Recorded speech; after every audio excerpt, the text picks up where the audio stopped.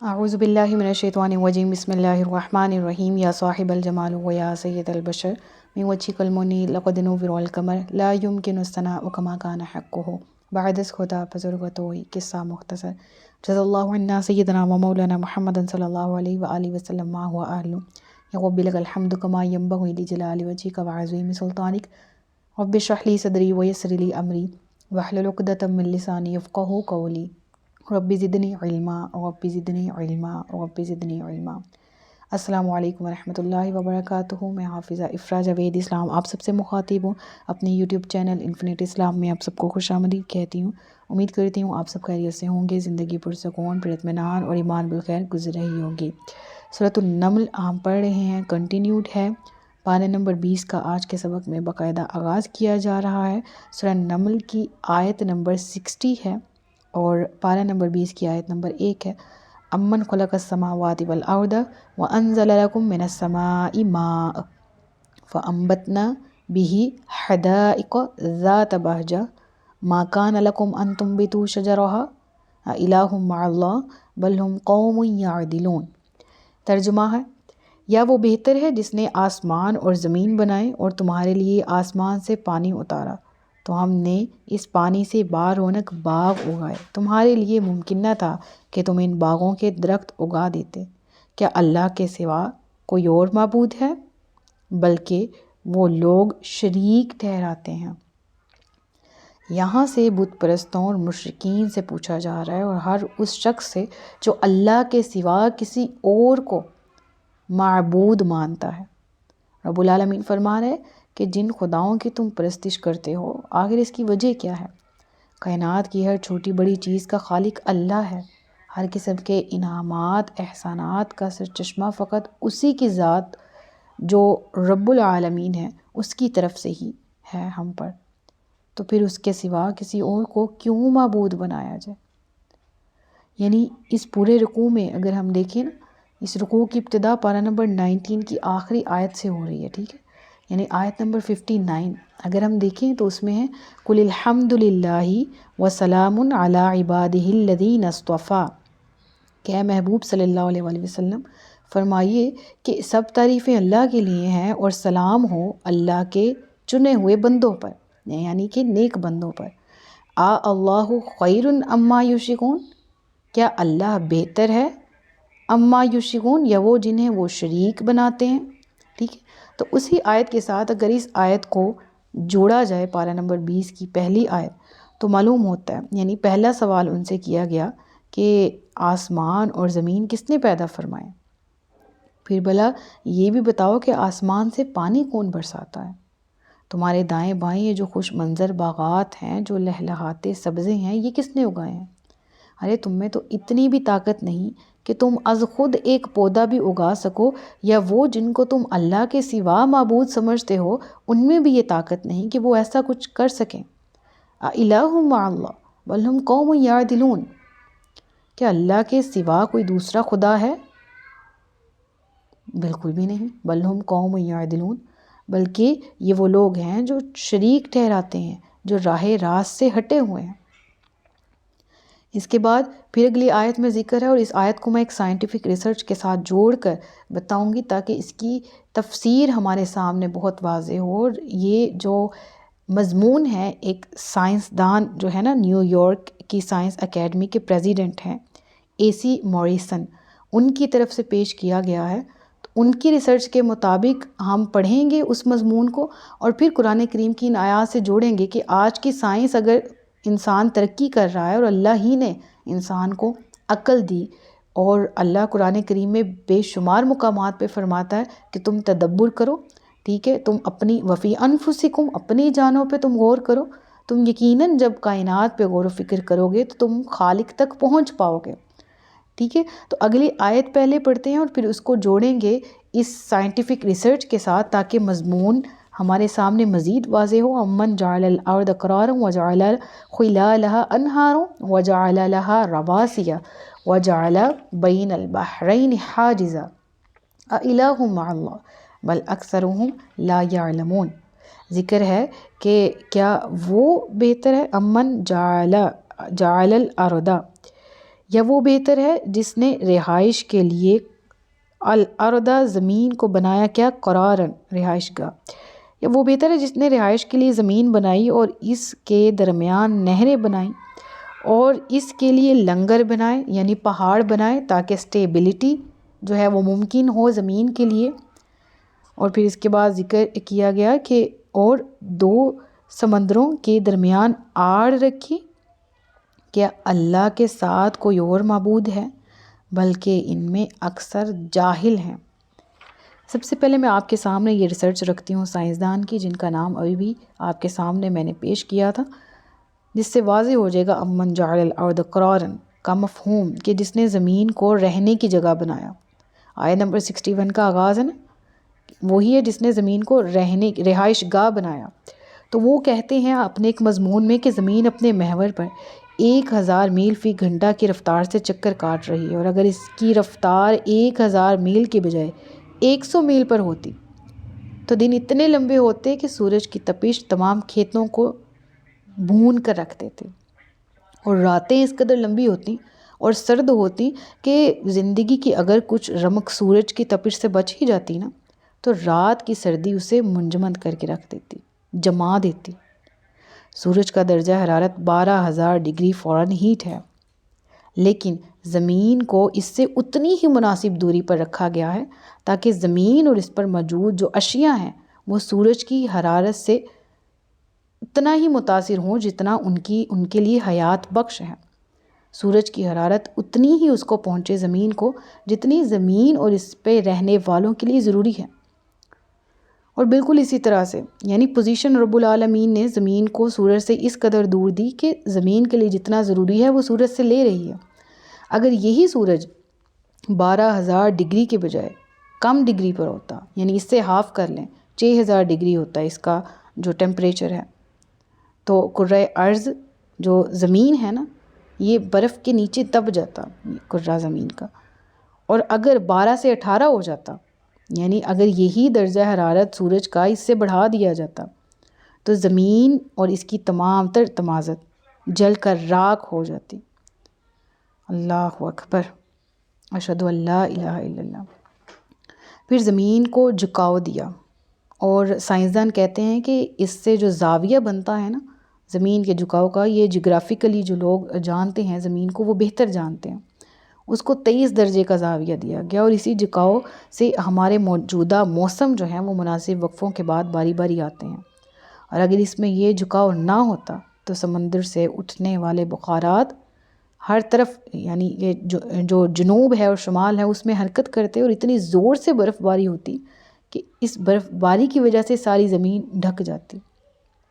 اور اگر چاند کو دیکھیں رب العالمین نے بنایا تو یہ زمین پر موجود آب جو ہے نا آبی ذخائر سمندر ہیں اس کی لیئرز کو کنٹرول کرتا ہے، سمندر میں طوفان برپا نہیں ہونے دیتا۔ چاند یہ کام کرتا ہے رات کے وقت، اللہ اکبر۔ اور رب فرماتا ہے کہ ہم نے بنایا نا تمہارے لیے چاند کو نور، ٹھیک ہے، اور سورج کو تمہارے لیے نور بنایا، چاند کو تمہارے لیے باعث، یعنی رات کے وقت اگر ہم دیکھیں نا تو رات کی وحشت سے چاند اور ستارے تو ہمیں بچاتے ہیں کہ آسمان ہمیں پیارا کر کے دکھائی دے، لیکن چاند کی روشنی میں ٹھنڈک رکھی، سکون رکھا، اور یہ سمندر میں موجود لہروں میں طوفان برپا ہونے سے چاند روکتا ہے۔ اور اگر چاند اپنی جو زمین سے اس کی دوری ہے نا وہ بھی رب العالمین نے مکمل حساب مکمل اندازے سے زمین سے چاند کو دور رکھا، اور اگر چاند کی دوری زمین سے اتنی نہ ہوتی جتنی اب بلکہ صرف 50,000 میل ہوتی تو سمندروں میں موجود لہروں میں اس قدر شدت سے طوفان آتا کہ پہاڑوں تک کو بھی اپنے ساتھ بہا کر لے جاتا۔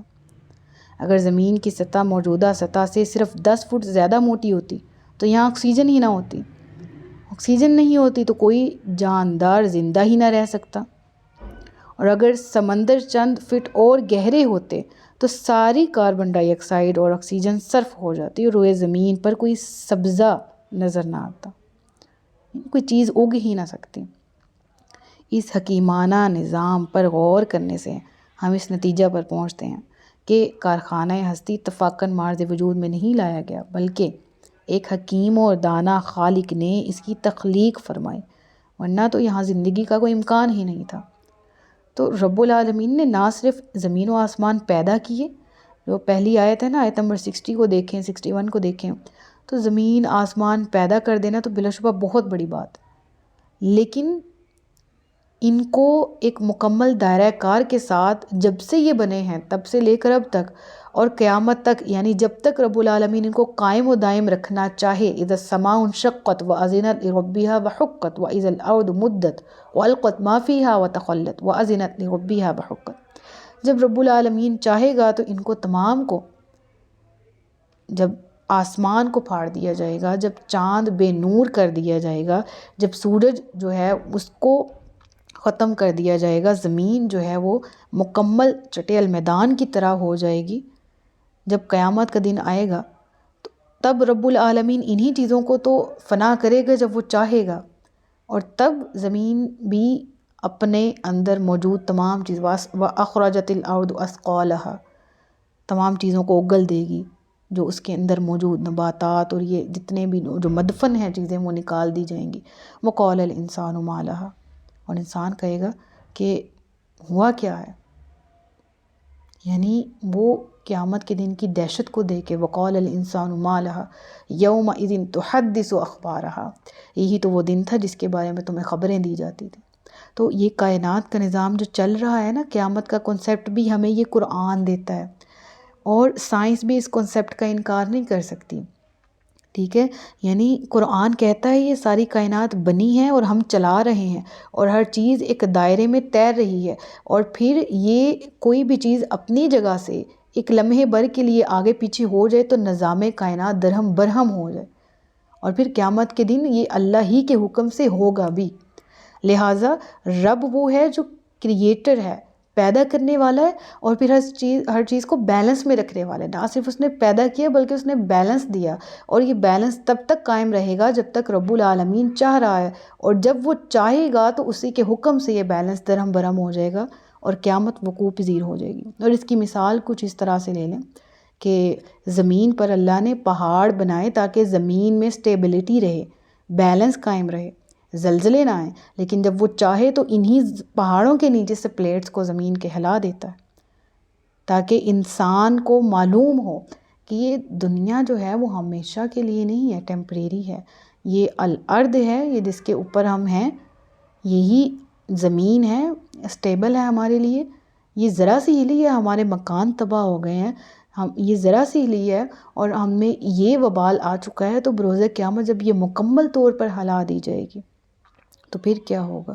اذا زلزلت الارض زلزالها، جب زمین کو جھنجھوڑا جائے گا، مکمل طور پر جھنجھوڑا، لہٰذا یہ بھی اللہ ہی کے حکم سے ہو رہا ہے، ٹھیک ہے، وہ بیلنس کے ساتھ اس نے ہر چیز کو بنایا، اور پھر وہ اس کو ذرا سا اللہ ہی کے حکم سے وہ چیز ان بیلنس بھی ہوتی ہے، تاکہ زمین پر موجود انسان یہ جانے کہ یہ ہمارے ہاتھ میں کچھ نہیں ہے۔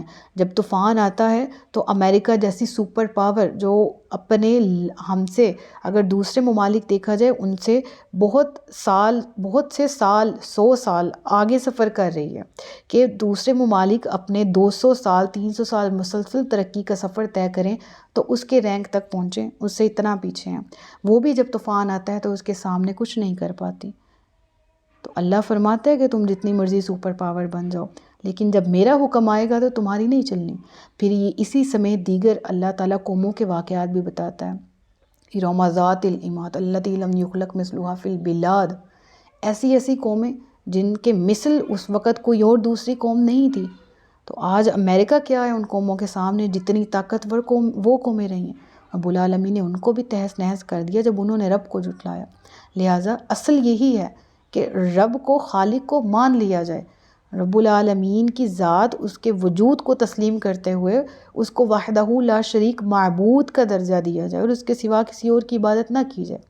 محض یہی قرآن کا درس ہے، لا الہ الا اللہ وحدہ لا شریک لہ واشہد ان محمد رسول اللہ صلی اللہ علیہ وآلہ وسلم۔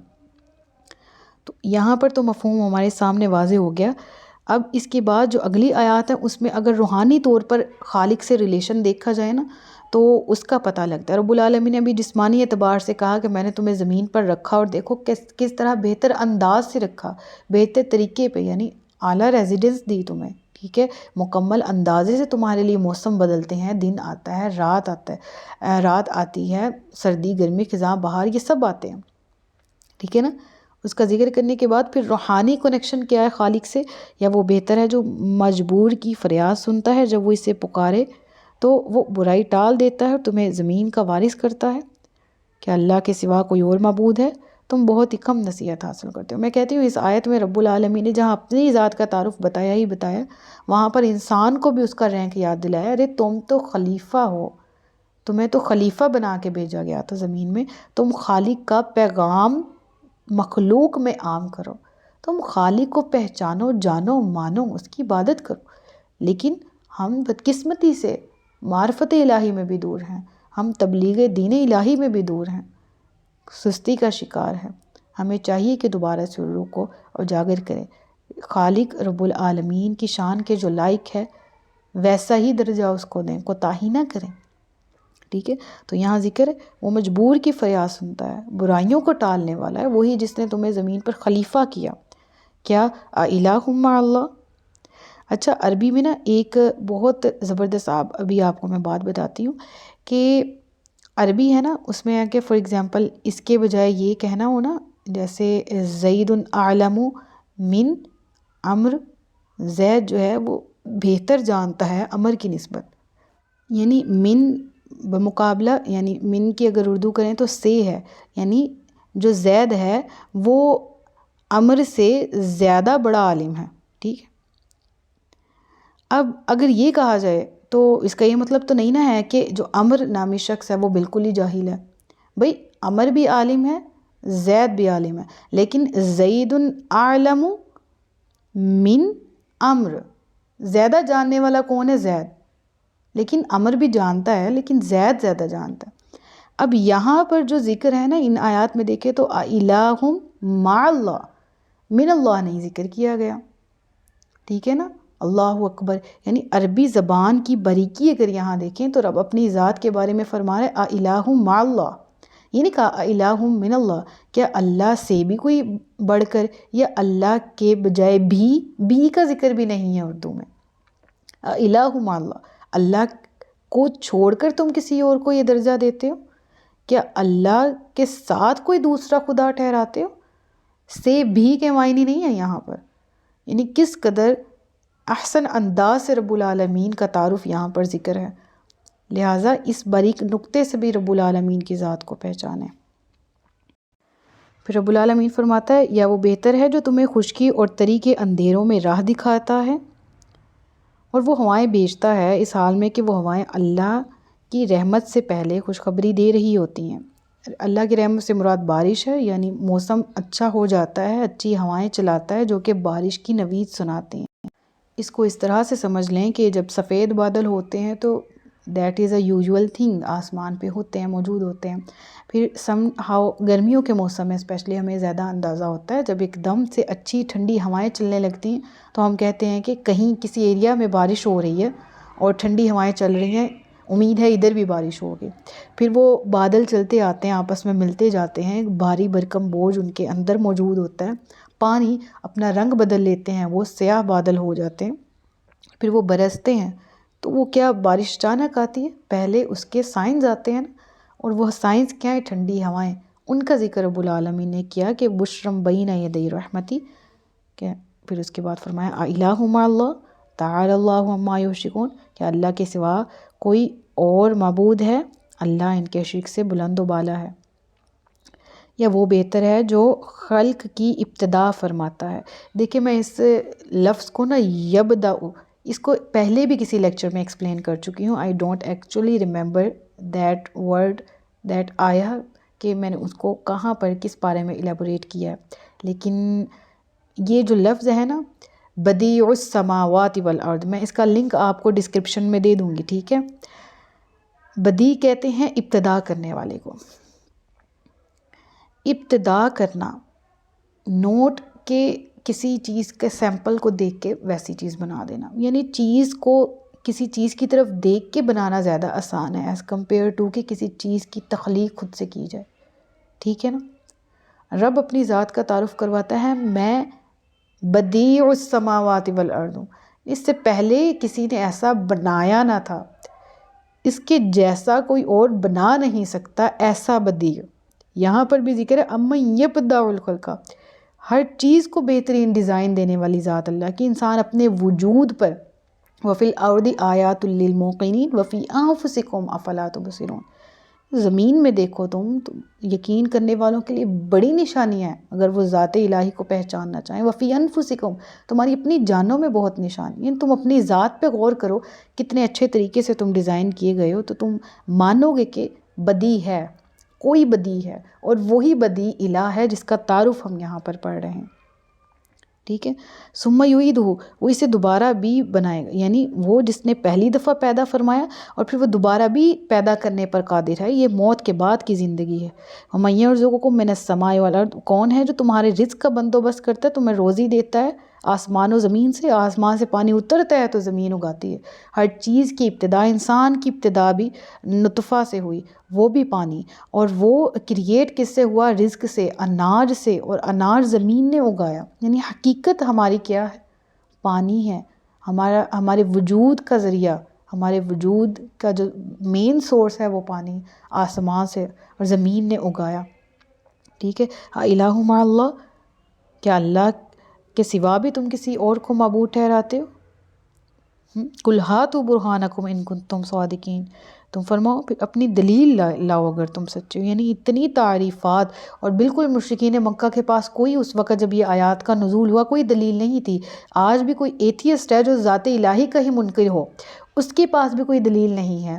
اگر کوئی اللہ کے سوا کسی اور کو الہ مانتا ہے، اس کے پاس بھی کوئی دلیل نہیں ہے اللہ کو الہ نہ ماننے کی. لیکن پھر کیا ہے؟ رب العالمین فرماتا ہے کہ قل ہاتوا برہانکم ان کنتم صادقین، تم اپنی دلیل لے کر آؤ اگر تم سچے ہو. تم فرماؤ قل لا یعلم من فی السماوات والارض الغیب، تم فرماؤ اللہ کے سوا آسمانوں اور زمین میں کوئی غیب نہیں جانتا. ٹھیک ہے. الا اللہ، غیب جاننے والی ذات اللہ کی ہے. وما یشعرون ایان یبعثون، اور لوگ نہیں جانتے کہ انہیں کب اٹھایا جائے گا. بل ادارک علمہم فی الآخرہ بل ہم فی شک منہا بل ہم منہا عمون، کیا کافروں کا علم آخرت کے بارے میں مکمل ہو چکا ہے، بلکہ وہ اس کی طرف سے شک میں پڑے ہیں، بلکہ وہ اس سے اندھے ہیں. دنیا میں خالق کا انکار کرتے ہیں اور آخرت کا انکار کرتے ہیں کہ ہم اس کی طرف لوٹائے بھی جائیں گے. تو اس کا انکار کر کے مراد کیا ہے کہ یہ تو خود بہرے، گونگے، اندھے ہیں جو نصیحت قبول کرنے والوں میں سے نہیں ہیں، اپنا ہی نقصان کرنے والے ہیں. صدق اللہ العلی العظیم و صدق رسولہ النبی الکریم. سچ فرمایا اللہ نے جو عظمت والا ہے. اپنا بہت سا خیال رکھیے گا، مجھے دعا میں یاد رکھیے گا. تاجدار ختم نبوت زندہ باد. پاکستان پائندہ باد. السلام علیکم ورحمۃ اللہ وبرکاتہ.